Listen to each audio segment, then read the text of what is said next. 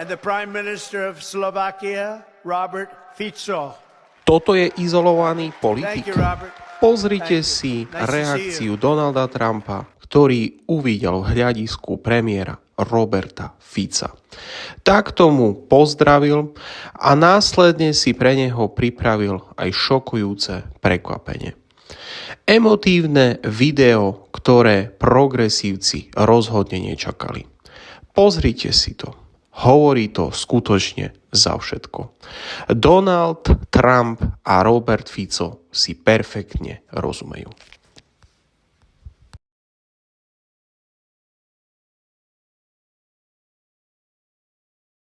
Robert Fico, four-time Prime Minister of Slovakia, a small, proud country in the heart of Europe. In May last year, an opposition activist tried to assassinate him for his policies. For politics based on the ideals of fight against fascism, for wanting an immediate end to the war in Ukraine, for the return of common sense and the barrier against wokeness when he endorsed constitutional definition of marriage as the unique union of a man and a woman, for his grasp of reality when he vetoed the compulsory redistribution of illegal migrants among the European Union member states, for pursuing a sovereign Slovak foreign policy to all four cardinal points, for treasuring freedom of speech and rejecting the politics of single correct political opinion. For the first time, Prime Minister of the Slovak Republic is coming to CPAC. I'm Prime Minister of a small, proud country in the center of Europe, Slovakia. I would like to open my speech by paying honor to one of Slovaks living in the United States. His name is Michael Strank. Sergeant Michael Strank served in the US Marine Corps during World War II and commanded a squad of soldiers on the Pacific island of Iwo Jima. And it was the very same squad that raised the victorious American flag on Iwo Jima exactly 80 years ago on February 23, 1945. A photograph from that event became the inspiration for the Marine Corps War Memorial in Arlington. I was in Arlington today and bowed before Michael Strank's grave. In doing so, I paid my respect not only to him, but to all American soldiers who fought and died in the Second World War. The contribution of American troops to defeat the fascism is unquestionable. Please do not allow new Hitlers to arise. Please do not allow anyone to question the horrors of the Holocaust. Thank you very much. Ladies and gentlemen, we can celebrate the 80th anniversary of the end of the Second World War by stopping the senseless killing of Ukrainians and Russians in Ukraine. The energy and determination with which your President Donald Trump has entered into the peace process in Ukraine is admirable. He has many supporters in Europe for his directness and for spreading the truth. My good friend, Hungarian Prime Minister Viktor Orbán, recently complained, with a smile on his face of course, that he has been trying to hold a mirror up to the European Union for years and that the process has been extremely slow. And then Donald Trump comes along and manages to do it in a matter of days. If you will allow me, I also join Viktor Orbán in this complaint today, again with a smile on my face, of course. If there is one thing Europe needs today, it is the truth. If there is anything Europe needs every more, is the diversity of opinion and respect for it. The politics of only one single correct political opinion is devastating us and has serious practical consequences. If you go against the current, you are excluded and punished. Between 2020 and 2023, criminal law was brutally abused against the Slovak opposition, of which I was the leader.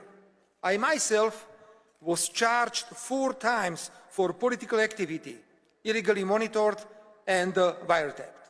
However, the institutions of the European Union remained silent because they had a submissive and vassal government in Slovakia. Ladies and gentlemen, no one is disputing that Russia's use of military force in Ukraine was a violation of international law. However, Russia had serious security reasons for doing so because it has long been misled on the issue of NATO enlargement. The conflict could have been brought to an end shortly after it began. The absolute majority of the European Union member states, with the exception of Slovakia and Hungary, have endorsed the idea that the war in Ukraine should be used to weaken Russia politically and economically. Ukraine has been the victim of a bad strategy.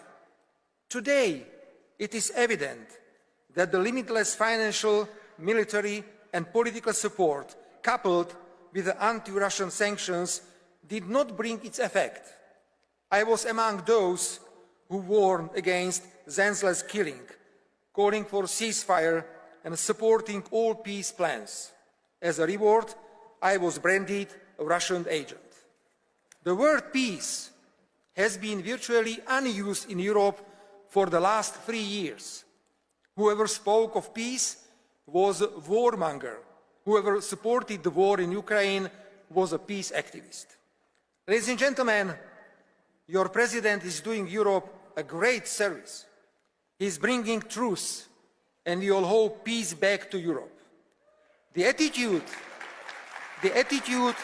of the major European players and of President Zelensky of Ukraine, therefore, comes as an unpleasant surprise to me. They are pushing themselves to the US-Russian peace negotiation table, even though for 3 years now they have and still do openly support the war in Ukraine. More and more, it seems that President Zelensky actually needs this war. When there is war, there cannot be democratic elections. Zelensky is particularly worried about that. Let us recall in what a favorable situation Winston Churchill lost the 1945 election in Great Britain. When there is a war, it is difficult to investigate where a huge part of the funding given to Ukraine ended up, where an enormous number of arms ended up. When there is a war, Zelensky knows that he has total support of the European Union. I say all this quite openly, as Prime Minister of Slovakia, a country which is bordering Ukraine. Yes, we have to recognize that peace is being negotiated at a time when Ukraine is very weak. That is also why the proposals may come out of the negotiations may not correspond to the idea of a just and sustainable peace for Ukraine and its territorial integrity. However, Europe should in any case help the US President to end the senseless killing in Ukraine as quickly as possible and not hinder him from achieving this goal. Ladies and gentlemen, I have spoken many times today about the truth, respect for different opinions.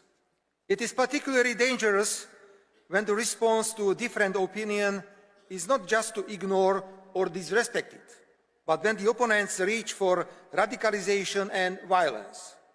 Such dangerous radicalization is now typical for liberal and progressive ideologies, which in addition to this new quality of political conduct promote abnormalities in everyday life and present them as normal and healthy. Let the attempt to assassinate your president or me be the proof of my claim. I grew up in a regular family where my father worked as a worker in a furniture factory and my mother as a shop assistant. Ďakujem ti za sledovanie. Our lives Budem were rád dominated za by like, straight odber talk, a sledovanie common skupín, sense, ktoré nájdeš v respect popise and pod môjim consideration for videom. others. I brought a strong social sense from my family, and as an ordinary person, I openly espouse all the values associated with a common sense and a normality.